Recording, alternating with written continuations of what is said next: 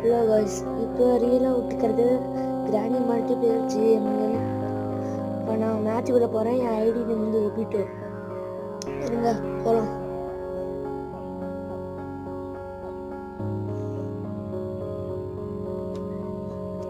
நீங்கள் உங்கள் ஃப்ரெண்ட்ஸோட விளையாடுங்க. வேற எங்க கூட தனியாக விளையாண்டிங்கன்னா அதுக்கப்புறம் இங்கே பாதிலே விளையாட விட்டுட்டு போயிடுவாங்க. காய்ஸ் உள்ளே போகிறோம்.